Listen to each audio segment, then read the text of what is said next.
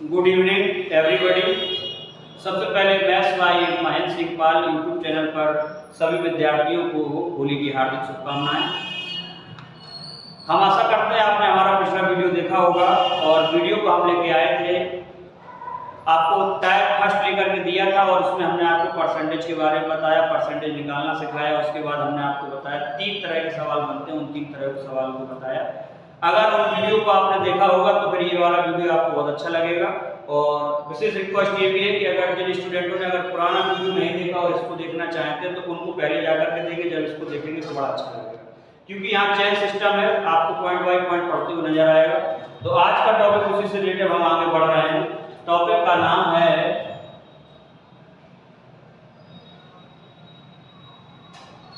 प्रतिशत वृद्धि तथा कमी पर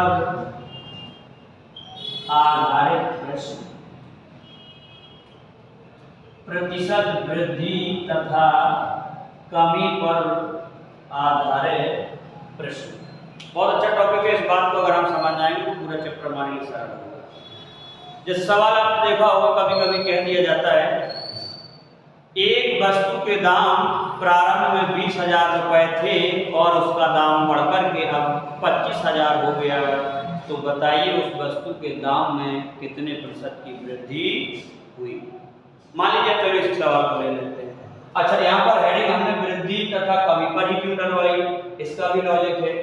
दैनिक जीवन में हम किसी भी चीज को या वस्तु को लेकर के उसे 2 ही तरीकों से हम कर सकते हैं, या तो उसका दाम बढ़ा सकते हैं डेंटिंग पेंटिंग करके, या फिर उसका दाम हम कम कर सकते हैं। मान लो चीज हमारा पुराना हो गया है या कई साल हम उसका उपभोग कर चुके हैं, फिर हम उसको बेचना चाह रहे हैं तो हमारा दाम कम हो जाएगा। तो इसमें दैनिक जीवन से भरे हुए सारे सवाल होते हैं। हम जैसा उसका उपभोग कर चुके हैं तो हम उसे कैसे अपने दिमाग से चाव चालाकी से बेच सकते हैं, तो इन बातों को ध्यान में रख करके जैसे देखो सवाल बनने जा रहा है, किसी वस्तु का मूल्य 20,000 रुपए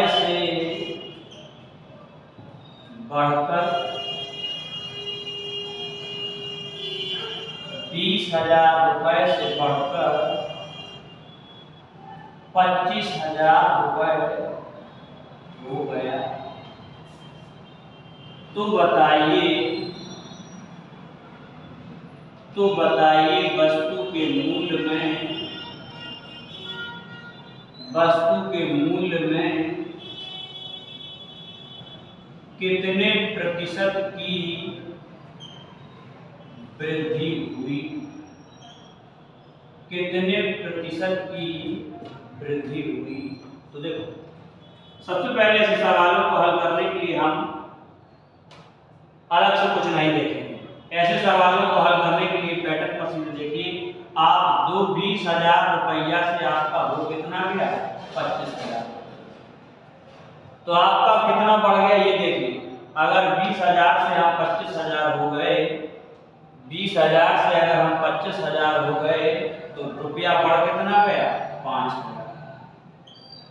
और किसी भी राशि को परसेंटेज में लाने के लिए हमने आपको बताया 100 का गुणा, और गणना हमेशा प्रारंभिक राशि पर की जाती है, गणना हमेशा प्रारंभिक राशि पर की जाती है। फिर तो सुनिएगा, मैं रिपीट करता हूँ, बात को ध्यान में रखना है। यहाँ से प्रारंभिक मूल्य से हम बढ़ गए तो बढ़ना वृद्धि, और अगर दाम कम हो गए तो घटना।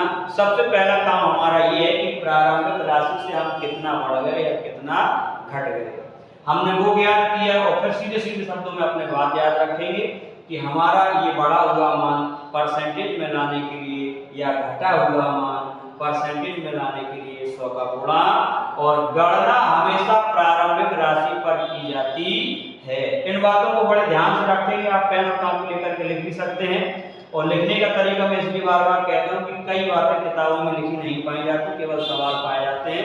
यहाँ से हमारे आप यूट्यूब चैनल से, आप किताबों से यहाँ पर बात लिख लीजिए और लिख करके सवालों पे अप्लाई करते रहिए। आपका हर एक प्रकार का सवाल बनेगा, चाहे जिस राइटर की किताब को लगाते रहिए। तो देखो 20,000 रुपए से बढ़कर के 25,000 हो गया, तो आप ओरल सोचो, मौखिक सोचो, 25,000 से 20,000 घटा दीजिए 5,000। यहाँ पर परसेंटेज में लाने के लिए 100 का गुणा और गणना हमेशा प्रारंभिक राशि पर की जाती है। इसका आशय यह है कि हमेशा बटे में वह राशि आएगी जहां हम प्रारंभ में थे, वहां से चाहे वृद्धि हो रही हो चाहे कम। बस काटा पैड़ी आंसर। काटा पैड़ी करने का तरीका, एक बिंदी से एक बिंदी, 2 से 2, 3 से 3, 5 चौकों 20, 25 चौकों ये 25%। फिर से देख लीजिए, किसी वस्तु का मूल्य 20,000 रुपए से बढ़कर के 25,000 रुपए हो गया, तो बताइए वस्तु के मूल्य में कितने प्रतिशत की वृद्धि हो गई। तो प्रारंभिक मूल्य लिखा आपने 20,000, हमारी वृद्धि हो गई 25,000, हमने दोनों का अंतर लिया, अंतर हमारा आया 5,000। किसी भी राशि को परसेंटेज में लाने के लिए 100 का गुणा और गणना हमेशा प्रारंभिक राशि पर की जाती है। इसको हमने काटा पैड़ी किया, आंसर हो गया 25%। एक सवाल और देखते हैं हम, चाहे तो स्क्रीनशॉट ले लीजिए।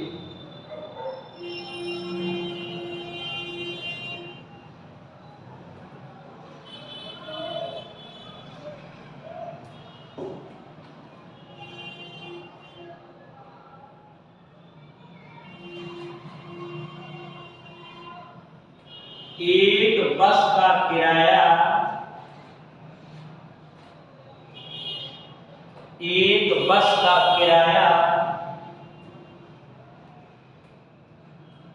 20 रुपए से बढ़कर, एक बस का किराया 20 रुपए से बढ़कर 40 रुपए हो गया। एक बस का किराया 20 रुपए से बढ़कर 40 रुपए हो गया, तो बताइए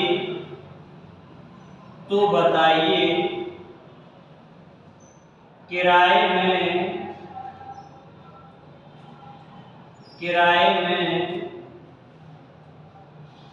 कितने प्रतिशत की वृद्धि हुई। तो बताइए किराए में कितने प्रतिशत की वृद्धि हुई। देखिए, हमने आपको बताया सबसे पहले आप देखो कि पहला किराया तुम्हारा 20 रुपए, और 20 रुपए से अब किराया बढ़कर के हो गया तुम्हारा 40 रुपए। इन दोनों के बीच का अंतर निकालो, अंतर आया 20। किसी भी राशि को परसेंटेज में लाने के लिए 100 का गुणा और गणना हमेशा प्रारंभिक राशि पर की जाती है। तो 20 से 20 कैंसिल और हमारी वृद्धि हो गई 100%।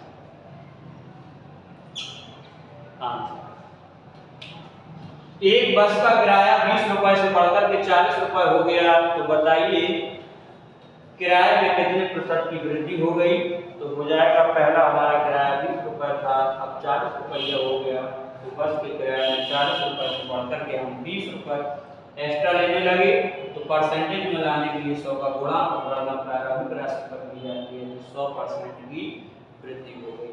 एक और सवाल,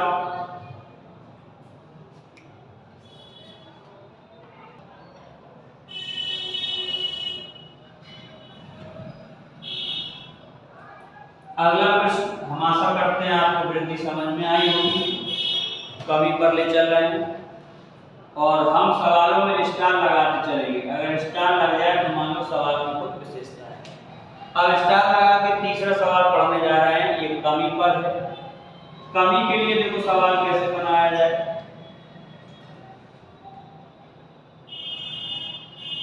एक बस का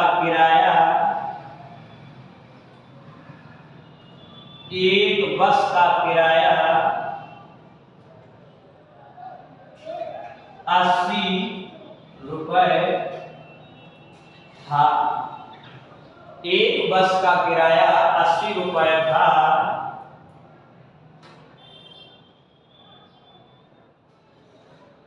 कुछ कमी होने पर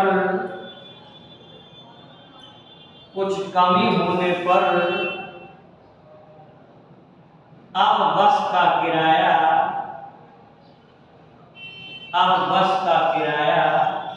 60 रुपए है। तो बताइए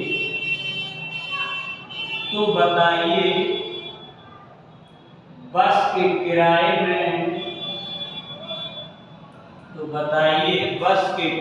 में कितने प्रतिशत की, अब क्या लिख के आएगा, कमी हुई। एक बस का किराया 80 रुपए था, कुछ कमी होने पर बस का किराया 60 रुपए है, तो बताइए बस के किराए में कितने प्रतिशत की कमी हुई। तो देखो सबसे पहले पैटर्न वही कि हम प्रारंभिक राशि को लिखेंगे। पहले किराया कितना था 80, अब वो कितना गया 60। हमारे अनुसार आप हमेशा याद रखिए इन दोनों का अंतर आया 20। और हम आपको पढ़ा चुके हैं किसी भी राशि को परसेंटेज में लाने के लिए 100 का गुणा और गणना हमेशा प्रारंभिक राशि पर की जाती है। हमारा बटे में आएगा 80, काटाकाटी कर लेते हैं, 20 चौको 80, 25 चौको 100 बराबर 25%। अब होगा क्या, कमी। किराए में 25% की कमी हो गई। फिर से एक बार रिपीट करते हैं। एक बस का किराया 80 रुपए था, कुछ कमी होने पर बस का किराया 60 रुपए है, तो बताइए बस के किराए में कितने परसेंट की कमी हुई। 80 रुपए था प्रारंभिक, अब हो गया 60, तो कमी हो गई 20 की।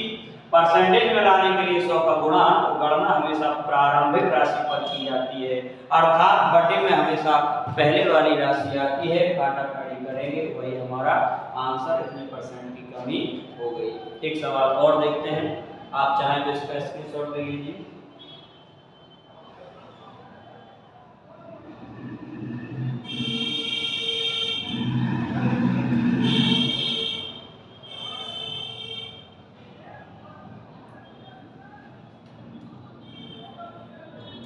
चौथा सवाल देखते हैं। एक कलाई घड़ी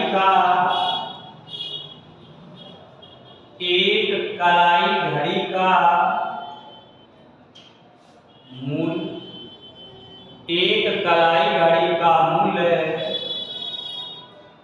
1200 रुपए था। बाजार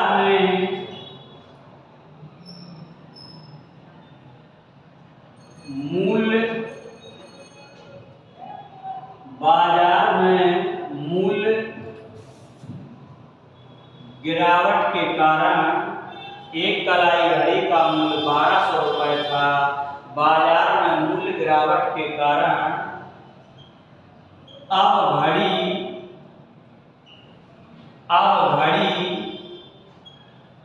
900 रुपए में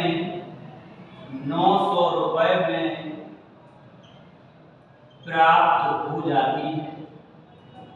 900 रुपए में प्राप्त हो जाती है, तो बताइए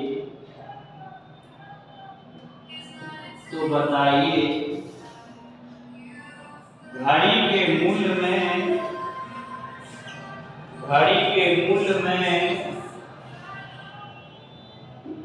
कितने प्रतिशत की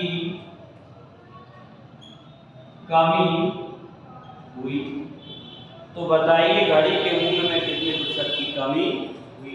तो देखिए सबसे पहले लिखने के तरीके में हमारे पहले घड़ी हमें कितने की थी, 1200 रुपए की, और अब कितने की मिलने लगी, 900 रुपए की। इन दोनों का अंतर 300। किसी भी राशि को परसेंटेज में लाने के लिए 100 का गुणा और गणना हमेशा प्रारंभिक राशि पर की जाती है। 2 बिंदी से 2 बिंदी खत्म, 3 चौकों 12, 25 चौकों 100 बराबर 25% की कमी। इसी का अगला क्वेश्चन एक और लेके हम चलते हैं। ये तो हमने सीधा सीखा। पहले हमारा मूल्य क्या था, बढ़ गया तो वृद्धि निकलेगी, कम था ज्यादा हो जाए तो वृद्धि, ज्यादा था कम हो जाए तो कम। अब इसी में अगला सवाल, अगर हम डबल स्टार लेकर के चलें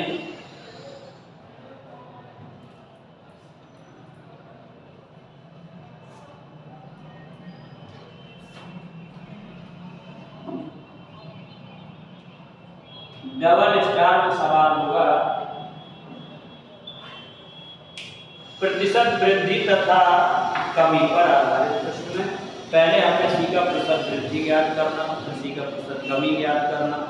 अब कोई सवाल यही कह दे कि प्रारंभिक कोई मूल्य इतना है और यदि इसमें 20% की वृद्धि कर दी जाए तो बताइए वस्तु का नया मूल्य क्या होगा, या 20% की कमी कर दी जाए तो बताइए वस्तु का मूल्य क्या होगा। तो देखिए सवाल के अकॉर्डिंग हम देखेंगे डबल स्टार में सवाल का तरीका। एक वस्तु का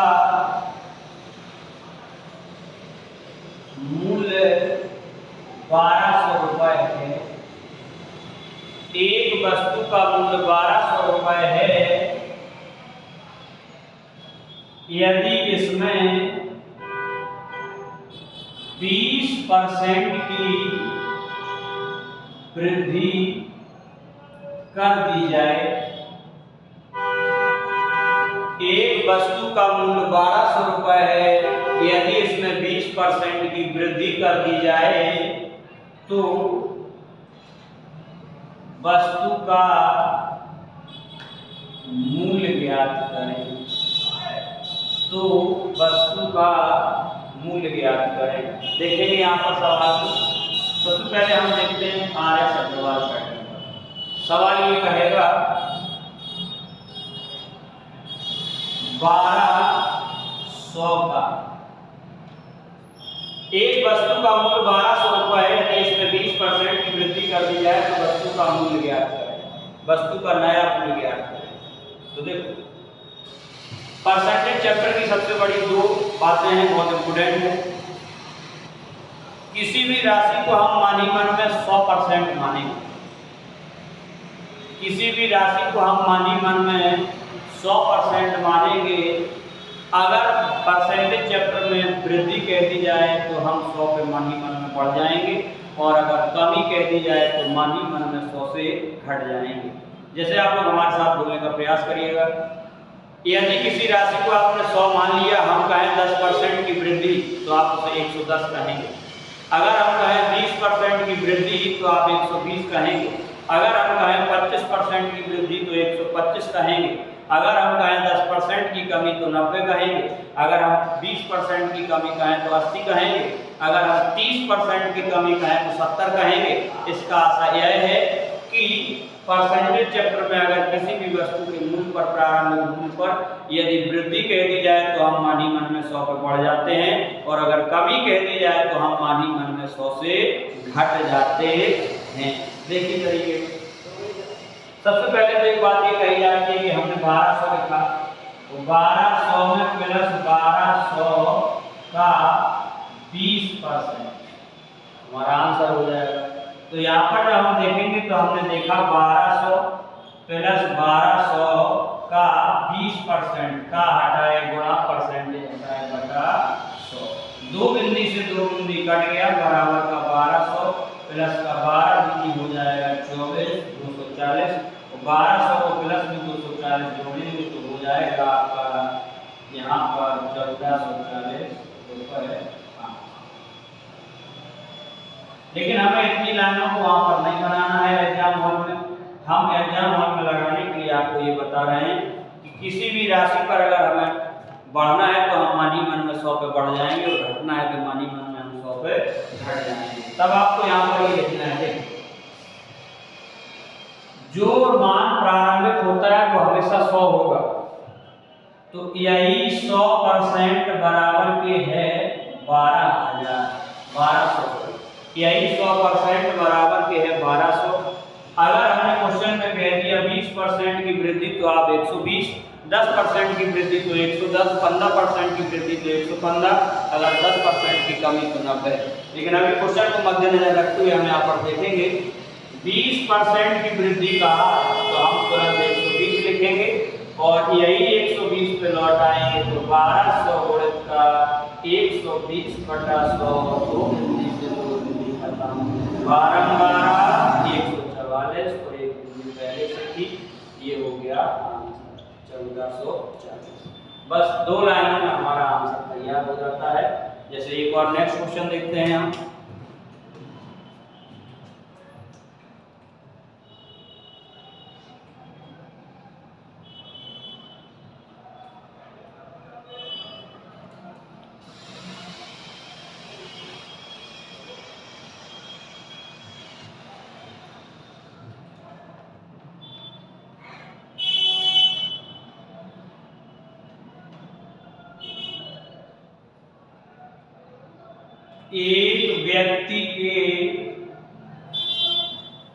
एक व्यक्ति का मूल वेतन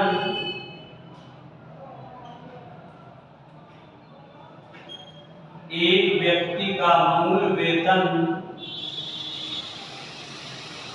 2000 रुपए है। एक व्यक्ति का मूल वेतन 2000 रुपए है। यदि उसके वेतन में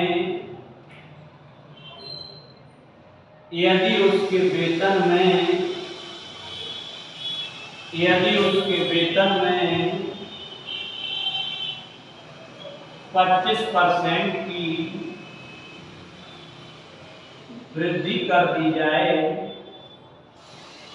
यदि उसके वेतन में 25% की वृद्धि कर दी जाए, तो अब व्यक्ति का वेतन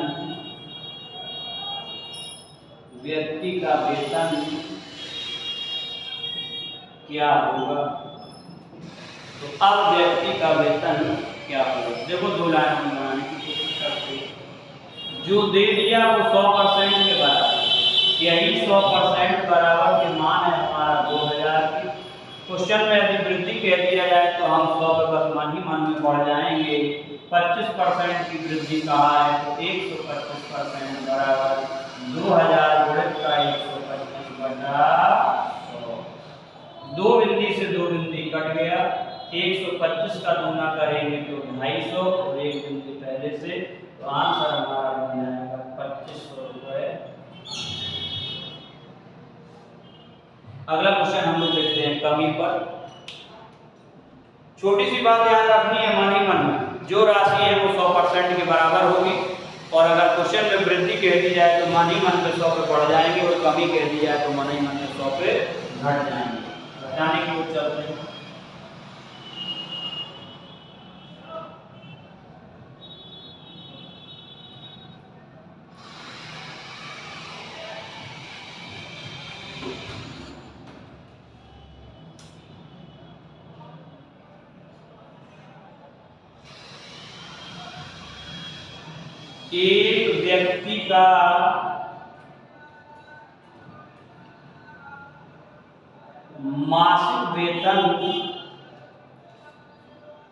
एक व्यक्ति का मासिक वेतन 1500 रुपए प्रति माह है। यदि उसके वेतन में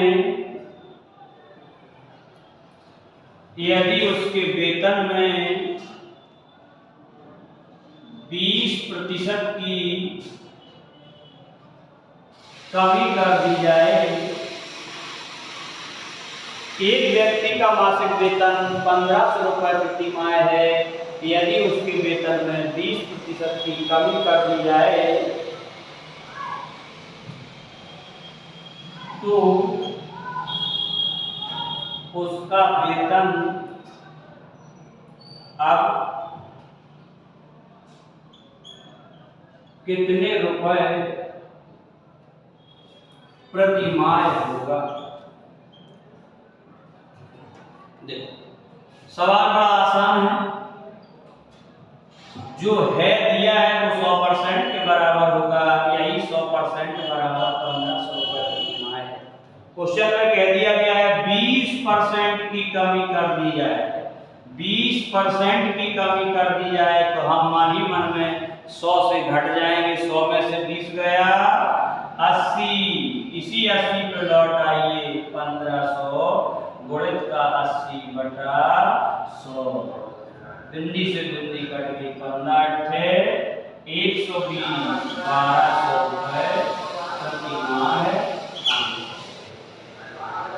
एक सवाल और देखते हैं।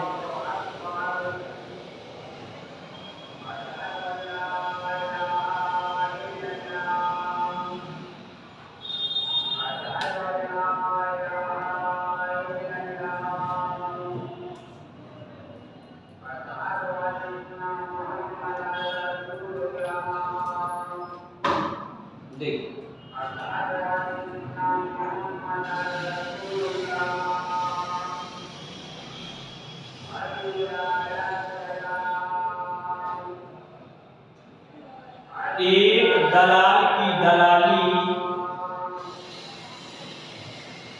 एक दलाल की दलाली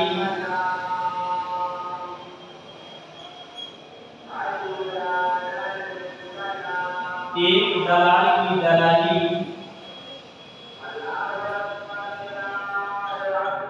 5000 रुपये है।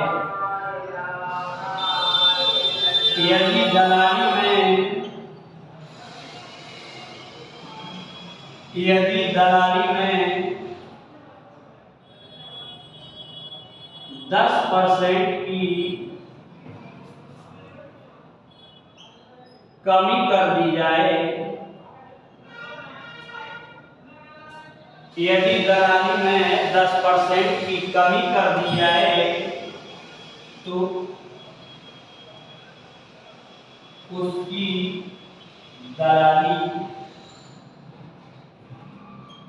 कितने रुपए रह जाएगी? देखिए, सबसे पहले हमने आपको मोटी मोटी बात बताई कि जो मान प्रारंभिक है पहले उसे 100 मान लीजिए, 100% बराबर के 5000 और दलाल की दलाली 10% कम होने को जा रही है तो 100 में से 10 गया, मान ही मन में 100 से घट जाते हैं 90%, तो 5000 गुणे 90 बटा 100, 2 बिंदी से 2 बिंदी कट गया, 9 पे 5 4500 रुपये आंसर। फिर से देखो, एक बार मैं रिपीट करता हूं। एक दलाल की दलाली 5000 रुपये है, यदि दलाली में 10% की कमी कर दी जाए तो उसकी दलाली कितने रुपए रह जाएगी? तो 100% बराबर भी 5000, 100 से हमने 10% कम कर दिया, 10% की कमी कर दी जाए तो 90, तो 90 5000 गुणे 90 बटा 100 किए तो 4500 रुपये आंसर। हम आपको बताते हैं समरी इसका। ऐसे सवालों में अगर जो मान दे दिया जाए वृद्धि का है तो मान ही मान में 100 पे बढ़ जाएंगे, तो जो मान दिया है वो 100 के बराबर होगा, और अगर कमी कह दी जाए तो 100 से घट जाएंगे, उतना ही घटने के बाद कैलकुलेशन करने के बाद जो मान निकल गया है वही हमारा आंसर होता है। देखिए, अब आप इसमें कोई कल्पना करें, सर प्रतिशत वृद्धि तथा कमी पर ही आधारित टॉपिक क्यों? क्योंकि हम दो ही तरह से किसी चीज के बारे में सोच सकते हैं, या तो उसका काम किसी व्यापारी का है, या किसी नौकर का है, या किसी चपरासी का है, या किसी मान लो एम्प्लॉय का है। अगर उसका काम अच्छा है, काम करने का ढंग अच्छा है, तो हम प्रसन्न होकर के उसका वेतन बढ़ा सकते हैं, तो हम उसे वृद्धि में या प्रतिशत वृद्धि कह सकते हैं। और यदि उसका वेतन हमारा कम है, यदि उसका काम करने का तरीका अच्छा नहीं है, या हमें उसको हटाना है, ये वो करना है, तो हम उसका वेतन कम कर सकते हैं। तो कम करने के दो ही बातों में हमें निर्णय पता चल जाता है कि हमें उसका वेतन बढ़ाना है या कम करना है। इसीलिए हम किसी भी चीज़ में दो ही तरह से परिवर्तन कर सकते हैं, तो वृद्धि करके या फिर कमी करके। इसी का अगला भाग हम लेकर के फिर आएंगे। आपको अगर ये टॉपिक समझ में आया हो और आप ढेर सारे सवाल हमारे यहाँ से ये बात हर बार निकल के आएगी, जो कॉन्सेप्ट आपको क्लियर हो तो आप उसको मद्देनजर रखते हुए, उसको रिपीट करते हुए, उसका मंथन करते हुए ढेर सारे सवाल आपके पास, जरूरी नहीं है कि उसी राइटर की किताब होनी चाहिए जो आपके किसी ने कह रखा है। आप पर जिस राइटर की किताब हो उस राइटर के सवालों को ढूंढ ढूंढ करके लगाइए। इतना अंतर जरूर होगा, किताबों में कोई सवाल जो हम पढ़ा रहे हैं हो सकता है वो बीच में पढ़े हो सकता लास्ट में पढ़े हो सकता दूसरी एक्सरसाइज में पढ़े हो, लेकिन सवाल पढ़े हम जरूर होंगे। ये आप बात एकदम ध्यान से सुनिएगा और खूब जबरदस्त प्रैक्टिस करिएगा। जबरदस्त प्रैक्टिस करें, चैनल को लाइक करें, सब्सक्राइब करें। धन्यवाद। जय हिंद।